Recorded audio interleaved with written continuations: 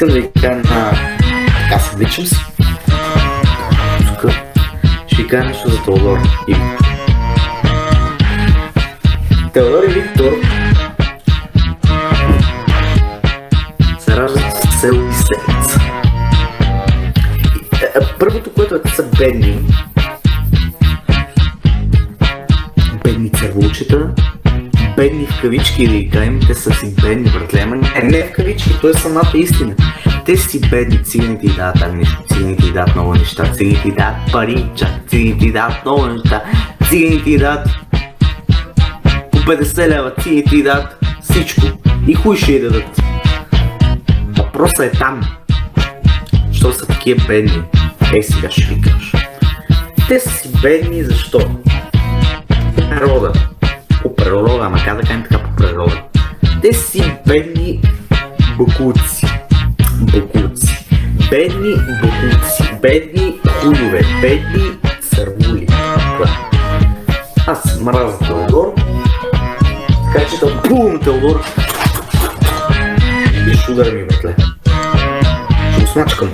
Теодор ще го смачкам. Ако го видя некъде ще го смачкам. Ама Виктор колко еде в бой ще еде.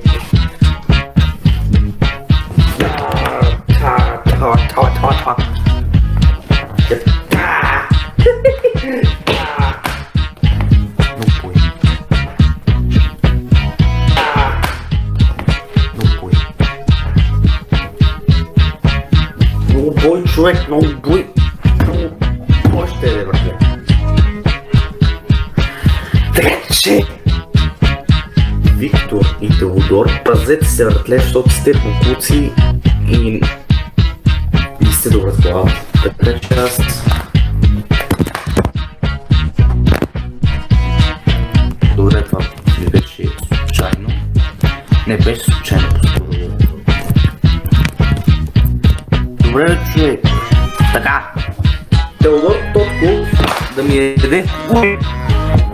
Виктор Тотков да ми яде хуй. Те са бокуци. Бокуци, големи бокуци. Затова трябва да знаете, че те са бокуци, аз ги мразя много дъното на душата си. Аз ще ви ги ясни сега, ако сме си ги показал, аз не ги показал.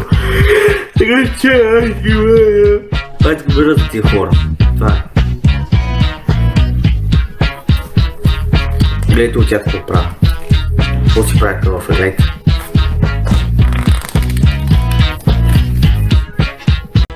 Ай, кажете това къв става ли вече? Много не, нали? Но като направим така, става къв! Значи Теодор е така ще го направи, като го видя така. Така ще го направи. Това е. Това е Теодор.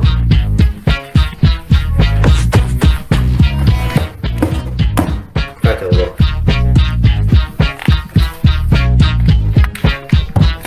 Теодор, това е. Чакай си прака от човек, как да стига да правя тия неща откле.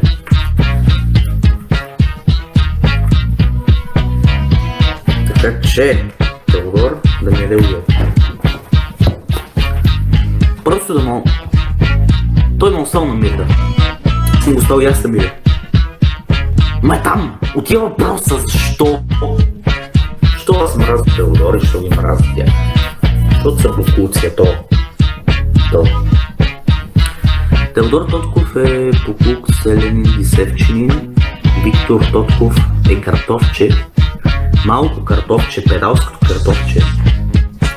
Вие ме разбирате, нали, ако искам да ви кажа.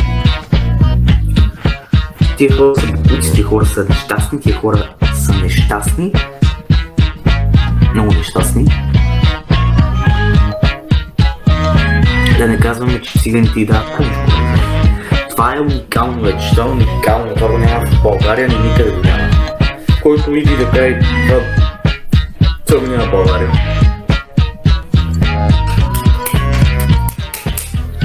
Това го няма в България, това го няма никъде. Никъде го няма, никъде. И да го четеш по една книжка или някакво списание, това го няма никъде. Циганите да ти дават агнешко, братле. Циганите да ти дават агнешко, братле. Агнешко.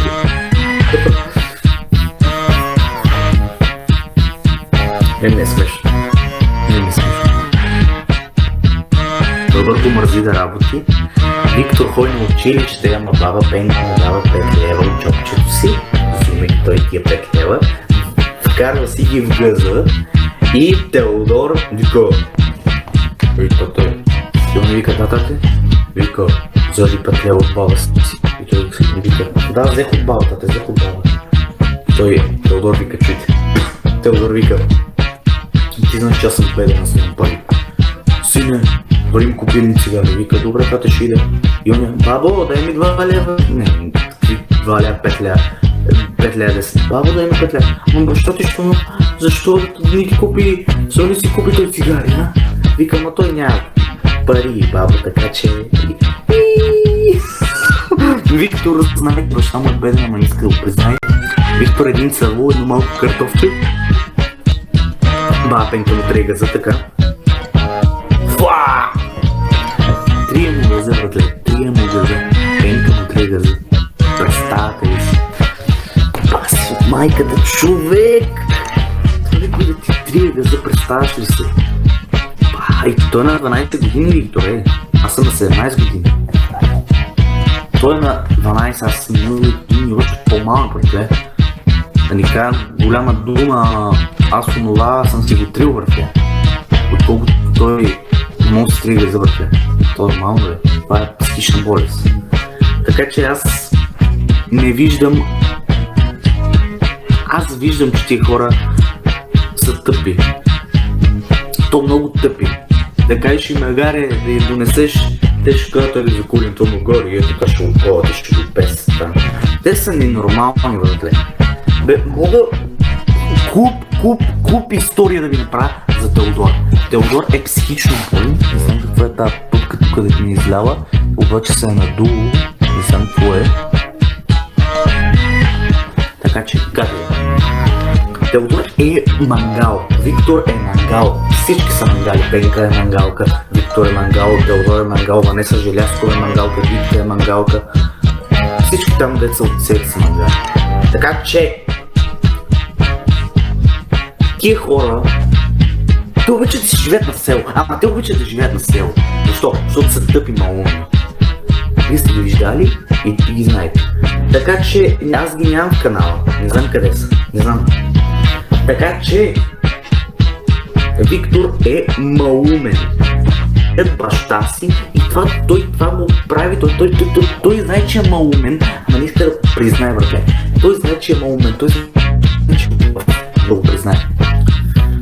Като малко отиваше някъде, извиняйте, отиваше някъде на магазин било, не взима рестото, братле. Не взима рестото от магазина, бе, човек. И вика на продавача, да седмица казва седица. Вика, рестото вземи си, бе, човек. Вземи си рестото, бе. И он вика: "Добре, бе, да педерас." Това е нормално за едно 12. Значи аз кой късим. Ба така больше му тегла, бе. Ба така больше му тегла. Нещо се прави интересен, нещо ма пратлява, стига, бе. Баща му хождаше по курви. И в Испания отил по курви. И в България, в Испания, благодарение на нас, той доведен там. Така че Теодор ходеше по курви, сега е с битка с баба Яга, тялото Брест. Те са някакви луди шанта и там.